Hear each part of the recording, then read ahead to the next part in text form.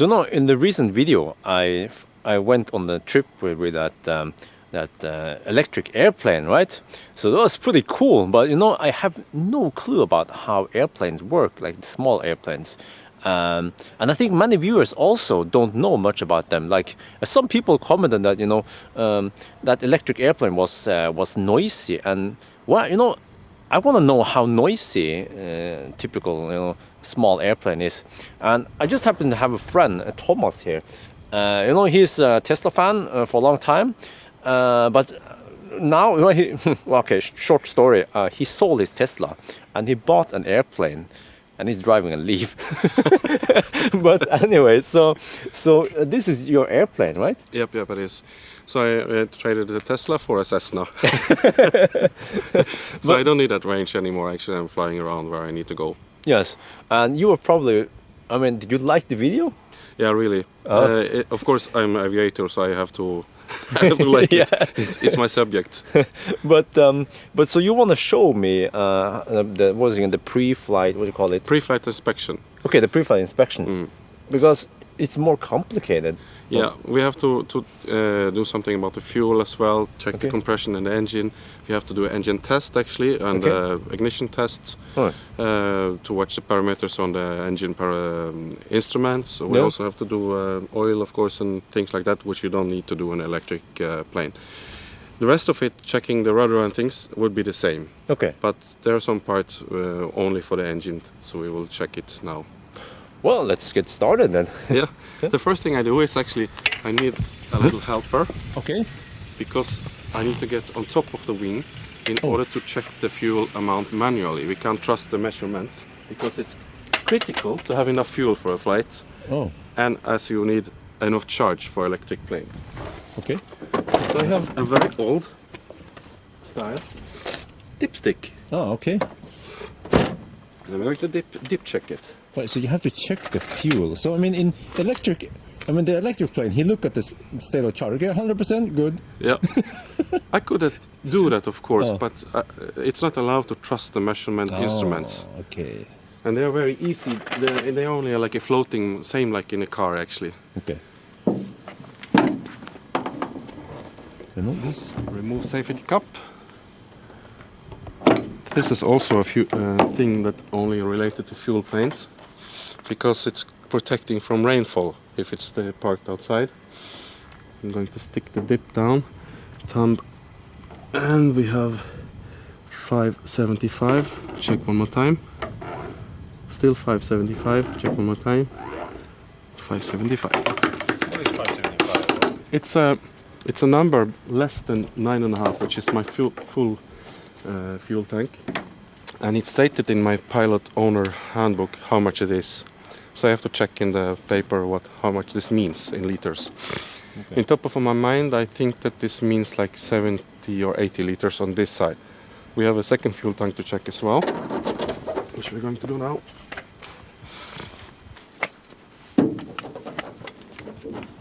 So you have two tanks, one on each wing, right? Yeah, the total capacity on this plane is 230 liters, so it's a little bit more than a barrel. And it's also 575. So we have plenty of fuel. 3 checks to be sure.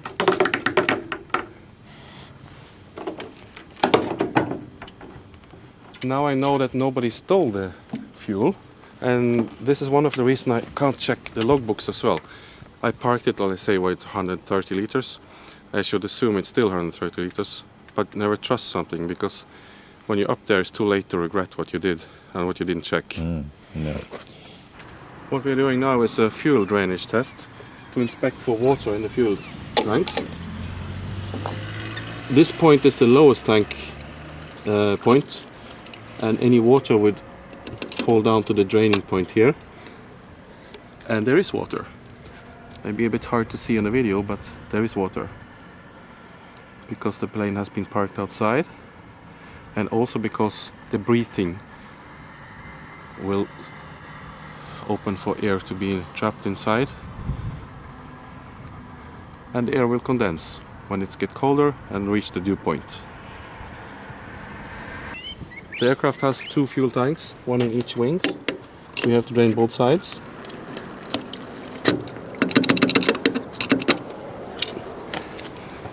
And it's still not so much, but there is something, and now we have removed it and the plane is ready for a flight. The leftover fuel has to be handled correctly. If you dump it out at the airfield, you'll get fined.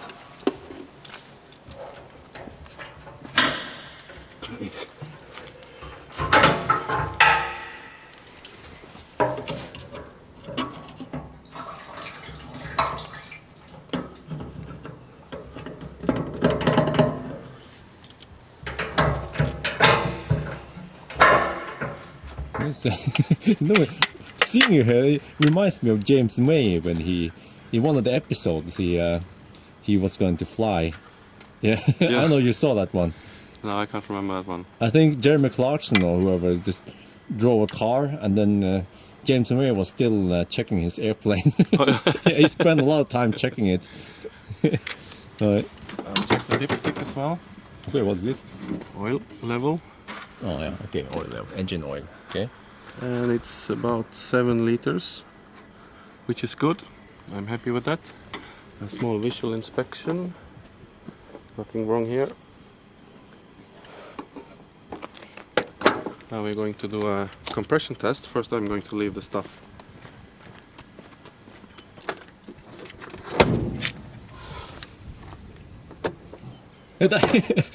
Hey, that's just like the Model 3 door hand, right? Who came first? Yeah. The egg or the hen? Oh, let's see. Now I'm going to determine that the ignition key is out. So the routine is to place it in the windscreen, because we're going to turn the propeller and it's dangerous if the ignition is on. Okay. So by looking at the key, I know the ignition is off. But of course it could be a technical failure, so I'm standing behind the propeller when I'm testing it. One cylinder. What is you? Okay, what are you doing now? Compression test, and also starting the lubrication pump to move the oil around, so it will be a smoother start, Okay. a more careful start. Well, are you preheating the engine? Just testing the compression, Okay. that all 4 cylinders are okay. Oh, yeah. And also a bit head start on the lubrication pump. That's for hard work. You don't have to do this on an electric plane. Oh. The next step of field flight inspection, this will be the same of any aircraft propelled by electric or fossil. It's just like technical check that everything looks normal. There is no hydraulic leaks and all movements are normal.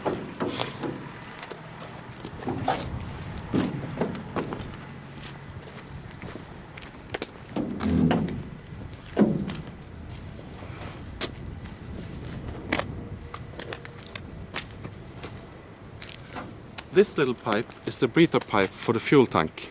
Okay. When it's hot air inside, it will be quite dense and fukty. Moisture. Moisture, yeah, moist. Moist. Okay. When it's getting colder, it can reach the dew point, and there will be water drops in the tanks falling down to the drain plug. Okay. And that draining is very important to get rid of the water in the fuel tanks. Oh, that's all for the routines outside. Then we're ready to do motor testing. Oh, okay. Well, let's start up a technical apron. Have information uniform QNH 1018 and Alfa Romeo Paradis, Lima November Alfa Lima Kilo. South approved, Lima Lima Kilo. Da må vi få lov å starte motoren. English, please. Ja, sorry. Then we have permission to start the engine. Okay. Which I'm going to try without priming by changing the lever for leaning to full reach. A little bit of throttle, so we see how it goes. It could be a... It's not so easy to start because there is no engine management system, there is no control units or sensors, atmospheric pressure sensor or inlet sensor like you would have in a car. So it's kind of very manual, like a tractor style. I'm leaning it a bit now to avoid the spark plugs of being ashed a bit. Beacon on, taxi lamp on. This is open, fuel selector is both. Then I'm going to give a little bit room for Widerøe here. Okay. But we are going to move ourselves a bit so we can do a motor testing without blowing too much steam to the cars behind us. Wow, that's so noisy compared to the electric plane. Yeah, actually I believe the propeller will generate most noise, Yes. but the engine will of course generate some noise as well.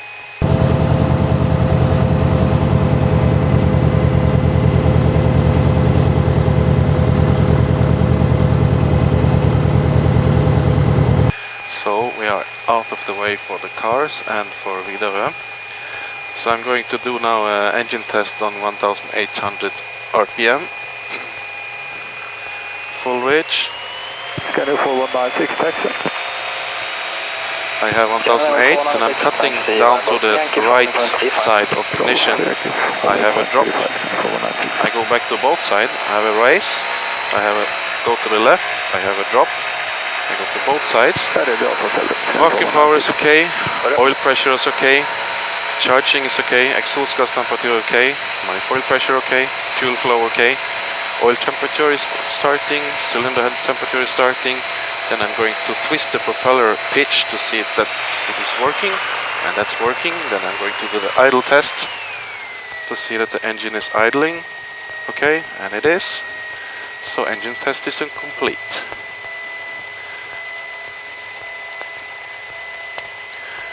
Flap test. Free and correct. Flap 30. Flap 20. Flap 10. That's okay.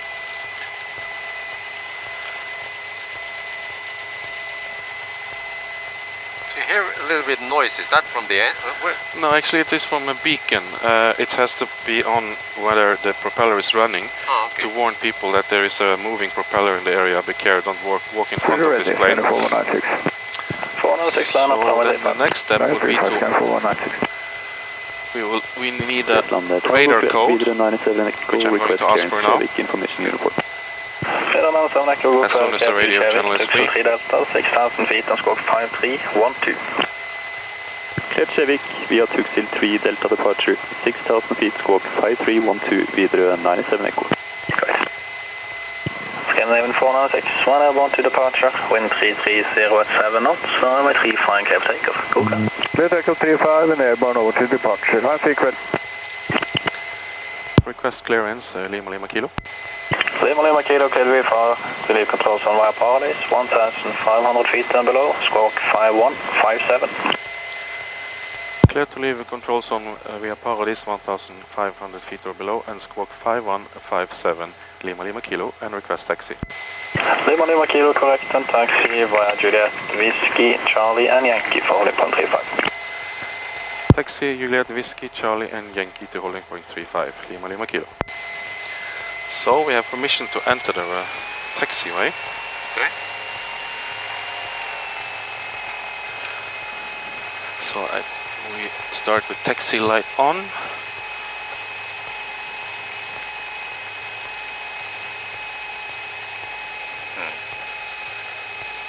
Wow, are we going to the main runway? Yes. Oh, cool. So we have to stay in line behind the SAS and Norwegian as well. And he said Juliet, which is this one. And then he said Whiskey, which is the next left.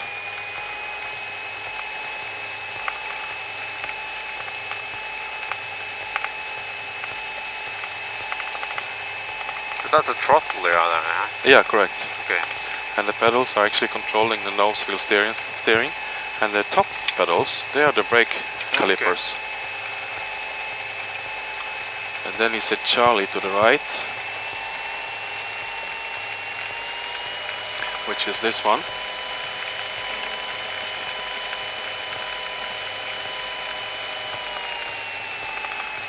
Navigation light on. And then right, there is no aircraft coming on the taxiway at the moment. There is also a visual wind checker here.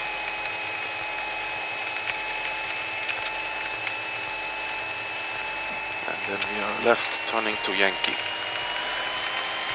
And then he said taxi all the way to holding point 35, which in this case will be Alpha 8. Okay. It will take us approximately 1 minute to get there. It's quite big airport. It has about 3,000 meters Videre runway. 97 Echo, stand 20, request start and push. Videre 97 Echo, push and start approach QNH 1018. Push and start approach QNH 1018, videre 97 Echo. So we have Alpha 6, which I'm going to Alpha 8.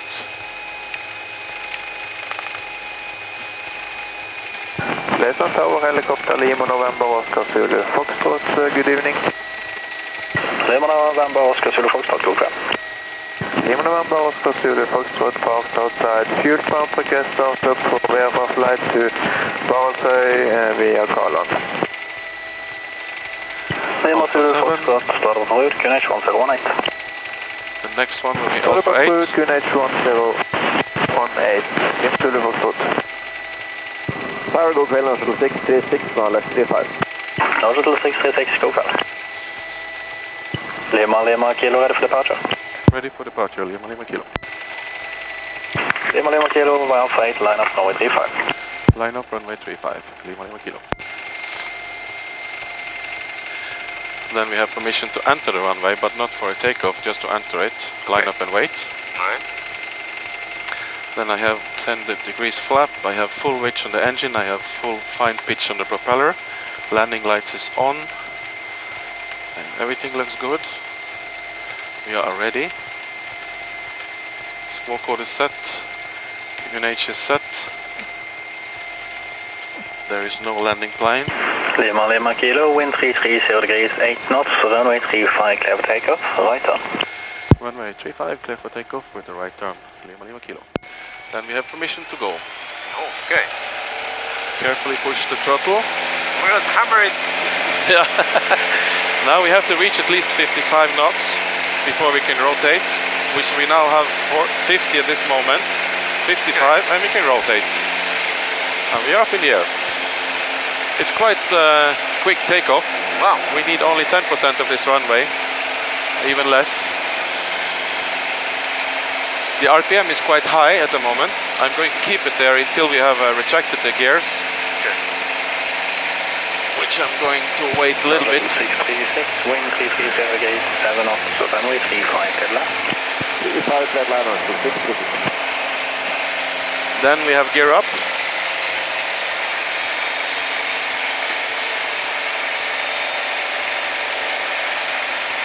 And we have a right turn, he said to us.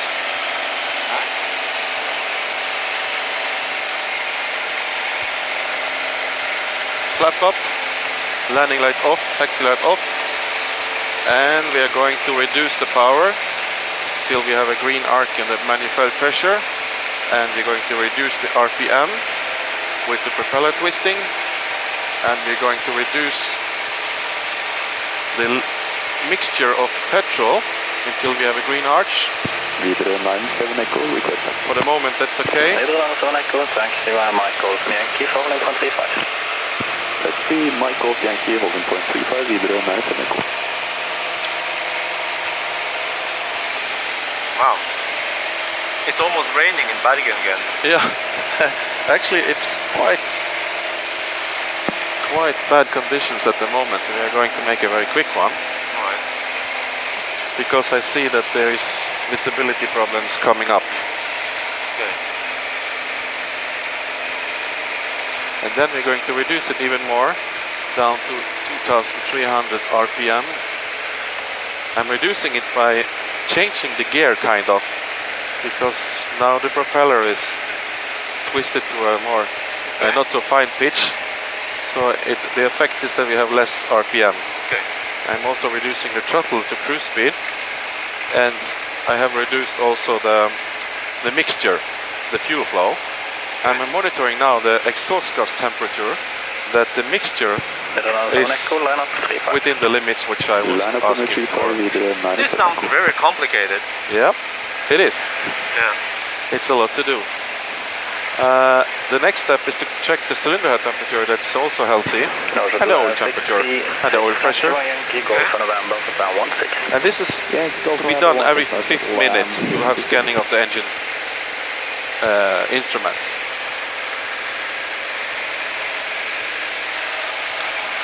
This is Leader 907 Echo and airborne contact departure, wind 340 at 6 knots, runway 35 clear takeoff, go fast.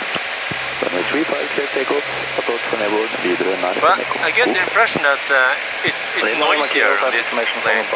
I believe it is, because there is some engine noise. But it's a bigger plane also. Yeah, it is a bigger plane, that's also true. It's hard to compare them directly. The weight of this plane without people and fuel is about 900 kilos. Oh. And the ones you tested was less than 400, so it's more than twice the weight. Plus we have 4-seaters, so we are allowed to do more weight. Actually, the maximum weight for this plane is 1,270 kilos, inclusive petrol and the people and the luggage. Correct, and surface winds 330 at 6 knots. What? So there is no autopilot in this plane? Actually it is. Oh. You have to set Lima, the Lima course. Kilo, flight information from approach on 125.0. Change to 125.0, so long to Lima Lima Kilo. Oh, you have to do this first. Less land approach, Lima November Alpha Lima Kilo. Lima November Alpha Lima Kilo, please. Now at Paradise 1,600 feet and will stay local flight for maximum 30 minutes. Lima Lima Kilo, request traffic information. Lima Lima Kilo, by no reported traffic. No reported traffic, Lima Lima Kilo. The autopilot is actually simple in the thing. If I activate it, it's going to follow that course. And if I change the course, the plane will turn automatically. Let's turn on exceed and yeah, and you can also ask it to follow the navigation, which is a bit similar to boats actually. I'm going to disengage it now to be more safe for what I'm doing. When you tune in the frequency here for the radio, it's almost the same like a boat, but the boat you can have visual green and red lights. This is not visual, but we can see the deviation if I'm tuning in the correct frequency, if I'm flying towards that navigation point, VOR. And then I can actually ask the autopilot to follow that one. And that's very nice because if the wind is blowing, it will actually automatically correct you into the same path. Oh. Outside us now is Bergen City. Oh, that's Fløyen. Yep. Yes. This is Bergen. And Bryggen. Yeah, Bergen, downtown Bergen. Wow, delivered lots of stuff here. Lots of furnitures. It's some weekend.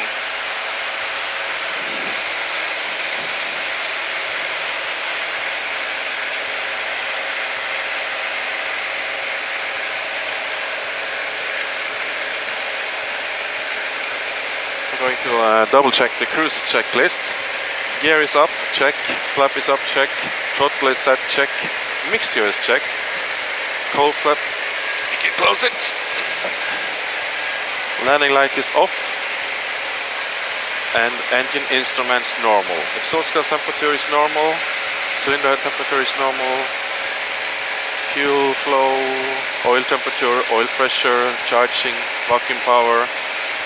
And manifold pressure, everything looks okay, RPM looks okay. The setting looks okay for this speed.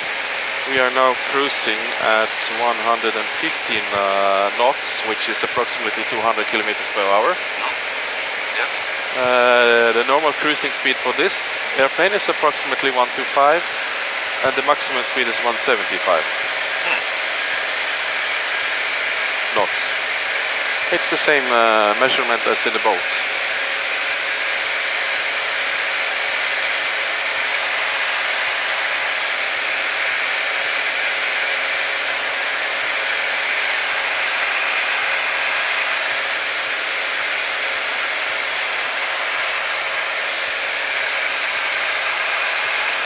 Oh, this is Eidsvåg. Eidsvåg. Yeah, correct. Yeah. You know, I know lots of places in Bergen, but I never lived here. Yeah. The cabin heat, I'm not sure how they're going to solve that in an electric plane, because this one is actually taking excess heat from the exhaust manifold. I can smell something.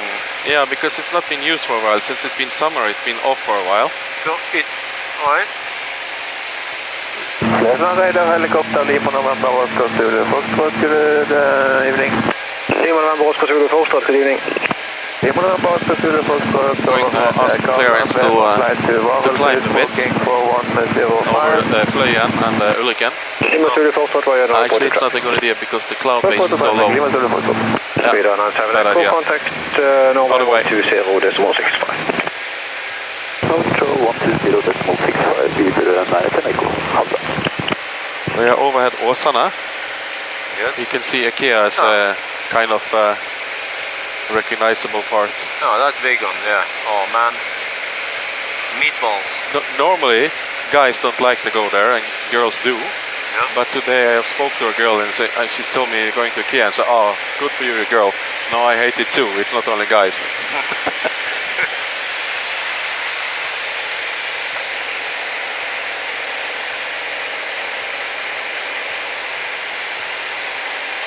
So it's time to check the engine again. Okay. Oil pressure is okay. Exhaust gas temperature is okay, so the leaning is okay. Fuel flow is at 9 gallons per hour, which is okay for this setting. Manifold pressure is 22.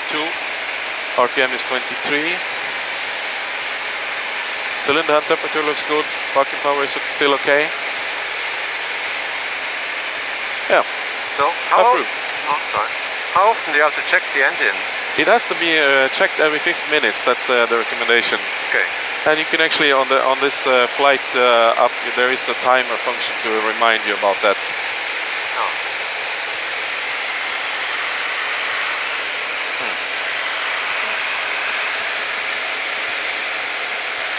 The island in front of us is Oslo, which is the biggest island in Europe, which is an inland island inside the fjord. It's trapped inside the fjord. It's quite big actually. I'm going to turn out to this fjord because today we have very low cloud base. Okay. As the temperature gets colder, the cloud is normally getting lower as well. We are not allowed to fly over the prison directly because they're afraid we're going to drop some shipments. No. Oh no, this is Åsane, right? Yep, correct. Yeah, I see. And over there is Knarvik. Correct. Yeah.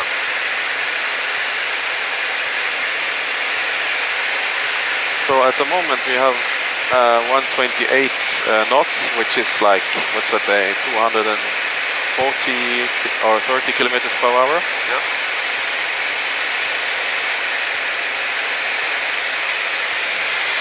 It's not very fast, but it's really efficient if you're going a straight line. You don't have to follow the fjords like the cars. Yeah. And you don't have to do a ferry. Yeah. So actually flying from Bergen to Oslo, it's approximately 300 kilometers, but by car it's more than 400, 450 something. Yes. So you'll get there in a little bit more than 1 hour with this one. Wow. I can go to Paris in 6 hours. I don't have to refuel even. Oh, wow. Which would be a problem with the electric plane because you would have to refuel, and how are you going to refuel it? It's the hen and egg question. Yeah. Who came first, the chargers or the cars or the planes? And Well, it's a challenge. a battery swap could be a solution. Yeah, it could be. The biggest issue that it has to be widespread, so you still have the freedom to go this way or this way or this way. Yeah. And it's kind of working now in Norway regarding electric cars and also in Europe as well. But it took some time. The first trip I had to Croatia in 2014, it was not easy at all with charging situation. Now you can drive without even having to plan the trip because it's been developing so quickly. And the same, this question comes one more time now when we are going to do planes. This has to be the same way. It has to be built out structure so that it's tempting to buy this plane, so that you can have the freedom of going to left, right, in front, or back, wherever you want to go. Yeah.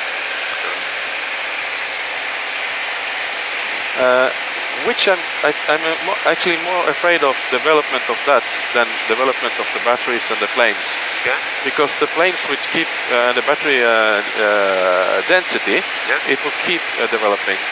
But I don't know if the community will develop as fast as the battery does. And imagine all the airports that has to think again, same way like the electric car roads has to be filled with charging stations. Yeah. This has to happen one more time now. Yeah. Not only in the airport, but also in the harbors. Yeah. We are expecting electric boats to come as well. But it has to start with the infrastructure. Yeah. Otherwise it will be very hard to sell the product. Yeah, indeed. So the heater, is it like on or, I mean... Yeah, now it's on. Is it... So and it's not taking any energy at all. It's only taking excess heat from the exhaust manifold. So is it? Can you adjust it or? Yeah, we can lower it. We can even cut it out if you. I see. Okay, cool. So the electric, aircraft will also get a little bit of leftover heat.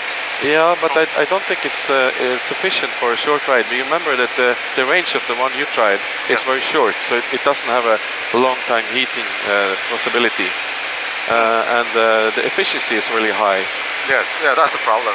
so it has to actually waste some of the energy in order to generate the heat, or it has to be the Oslo style burning heater. Yeah. One of these two. I'm heading back now because there is some mist coming in from the ocean. Oh, okay. We don't know the developments. It can be quite fast because the dew point temperature is pretty close to the actual temperature at the moment.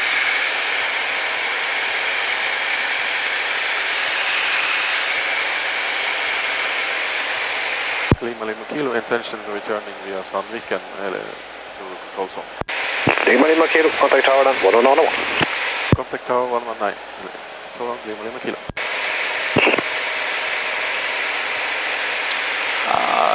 Actually, Sandviken is a bad idea because there are movements in the air and we will be a bit beaten up between those mountains, so I'm going to power this. Yeah, I'm going to power this. Okay. Lesland Tower, Lima November, Alpha Lima Kilo. Lima Kilo, hallå igen. Request permission to enter control zone for full stop landing via Paradis, Lima Kilo. Lima Kilo, clear the Paradis, 2 Cox, 1,500 feet or below, QNH 1018. QNH 1018 and we clear via Paradis 1,500 feet or below, Lima Kilo. So we have permission to go back into the control zone. Okay. It's marked with a red field on my map. You can never enter it before you have clearance. No. And he told us specifically to go down to 1,500 or less. So I have to drop some altitude. Okay. Hooray! Whoa! And as we're dropping altitude, the speed is gaining. Yeah. Just like a downhill in any vehicle. Hello, city. Yeah. That's the highway 555 to Oslo and yeah, yeah, the western part. Yeah. Sotra. Oh, this is the first time I fly over Bergen like this. Yeah, it is different because you have the view all over, and we are not speeding, and we are flying different places, and we are flying lower altitude. So it's kind of panoramic flight. I do this almost every day for, not only for tourists, actually for people living in Bergen as well. Just to have a glance of your city from above. It's different from the bird's view than from the ground. Yeah.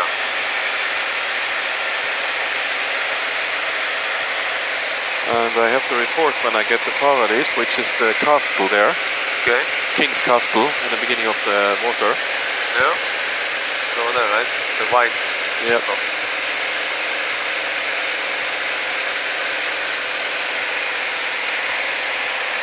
That's the entry point of the controlled airspace. I see.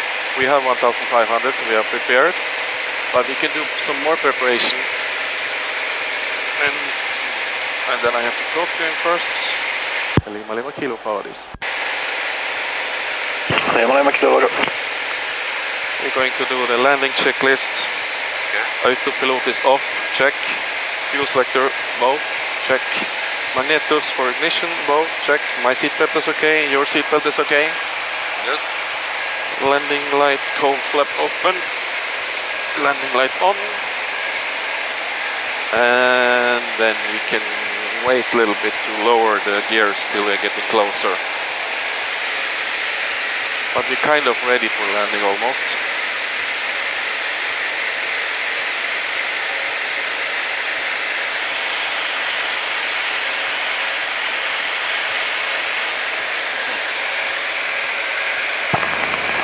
Videre til Mike, jeg snakker meg.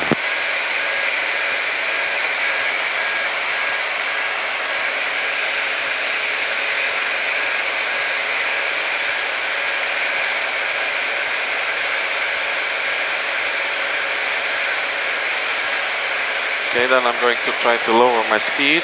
First step is to add some flap. And recheck more throttle. And the next step to lower my landing gear.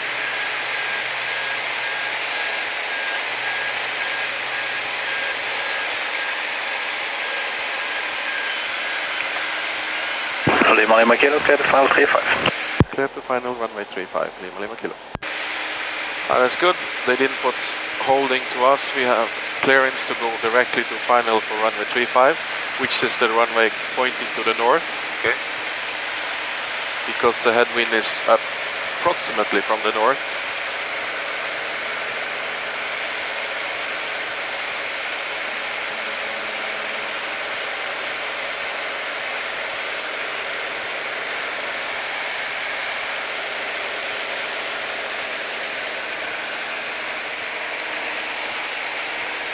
Okay, jeg har bare 17 minutter igjen. Ja, vi er ferdig i løpet av 3-4 minutter her nå. Ja, ok.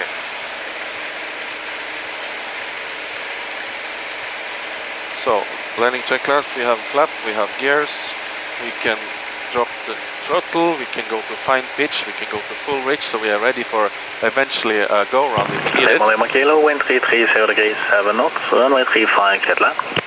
Runway 35, clear to land, Lima Kilo. Videre til Mike, request start and push stand 9. Videre til Mike, push and start approach QNH 1018. QNH 1018, start and push approved. Videre til Mike. Tower LOE and North Shuttle 637, with stand 16 with information, Victor, request clearance. North Shuttle 637, LOE, clear to Gardermoen, go up to Delta, 6,000 feet and squawk 2536. Copied, off, scoop up to Delta, departure 6,000 feet, squawk 2536, North Shuttle 637.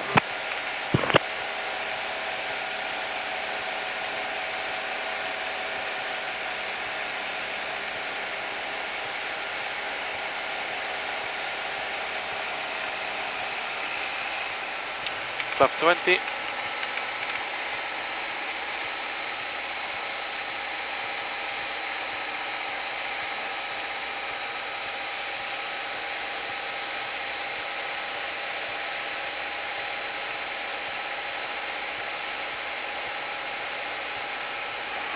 And we have slightly wind from the left, not too much.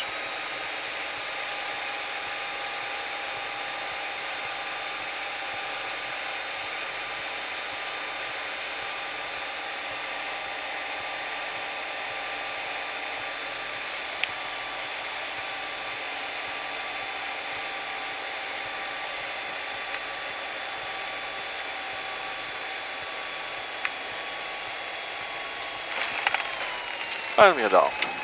Flap up, landing light off.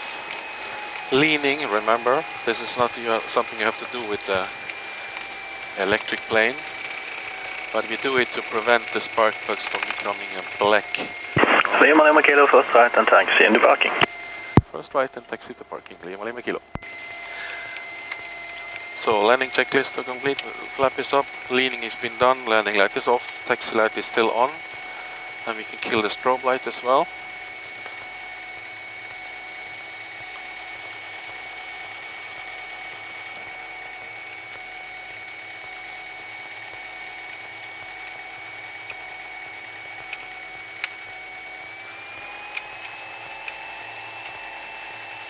So the reason why we are pumping the mixture to full before landing is actually to prepare the engine for a go-around, which is a missed approach. If you regret you don't want to land because it's the wind pushes you too far to the left or to the right, or did something you don't like, you always have the flying power and the speed enough to abort the landing and do it one more time.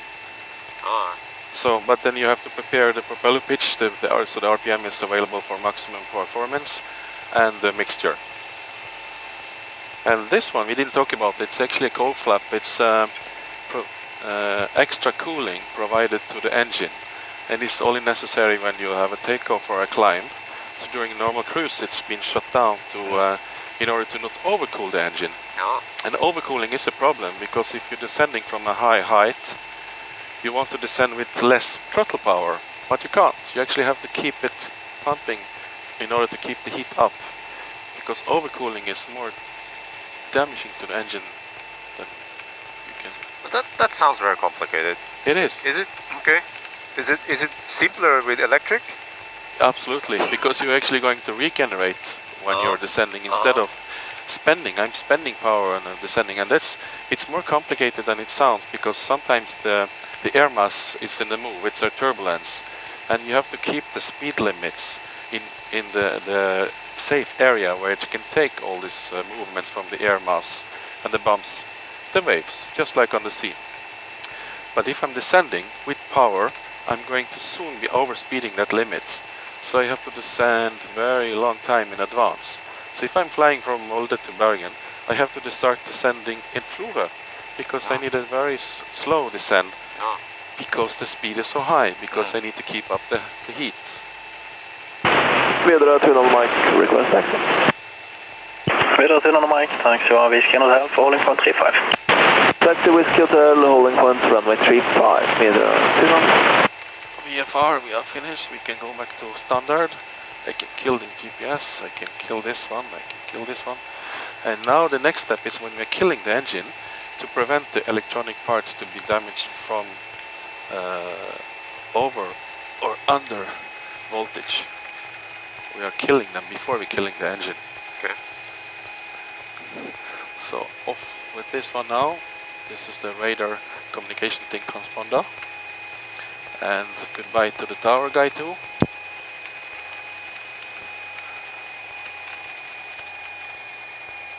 And we're ready to park and kill the engine when we want. Okay. And killing it is actually only done by cutting the fuel power, fuel flow. Oh.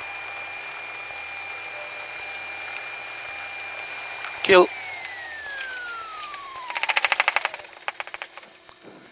And if we're really lucky now, I have a slightly chance to back up by gravity, and we are lucky. It's going slightly backward now.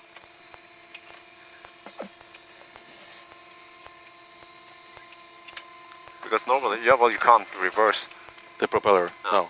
Now you have to push by handcraft. Hand power. Yeah. Okay, that's it. Well, okay. Well, do you have to do anything after now, or? Actually, no. Okay. Now the next step is only writing the logbook and secure the plane from weather, and that's all. Oh, all right. Well, that was great.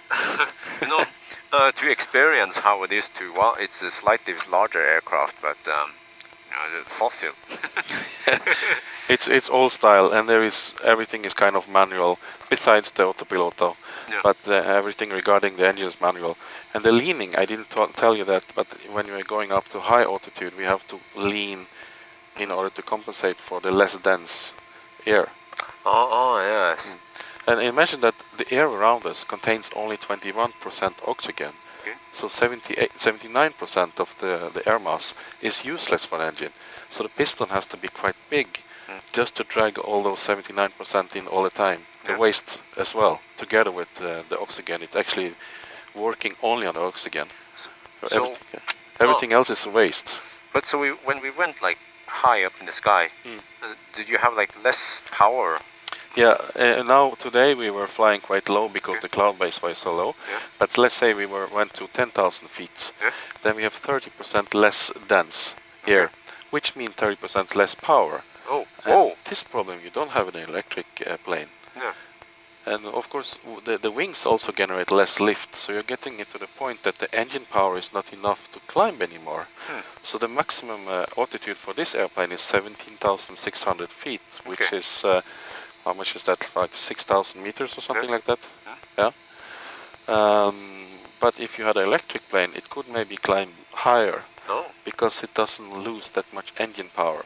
It does still lose the lift capacity from the wing, so it does have a limit as well. And the limit will be actually how much engine power you have available. Yeah. Okay. So, but there, it will fly higher with the same setting and the same kilos and the same weight balance. So it is kind of better in that way as well. The performance in high altitudes. The performance in high altitude is not so important as the performance during takeoff, of course. Yeah. But there is one more thing. The wind can, the air mass can be warm, and it is also less dense. Okay. So even on the ground, it will have benefits in warm areas, because the propeller is working less when it's warm, when it's less dense, and the engine power in the combustion engine will be less. So during takeoff in a hot country, next week I'm flying to Croatia with this plane. Oh wow. And that will be twice the temperature here, and it will also take much more time to do takeoff. Today we were quite fast up in the air. It was like clear to takeoff room, 20 seconds later we up. But in Croatia I guess you can double that time, because of the density is less and less oxygen available per liter.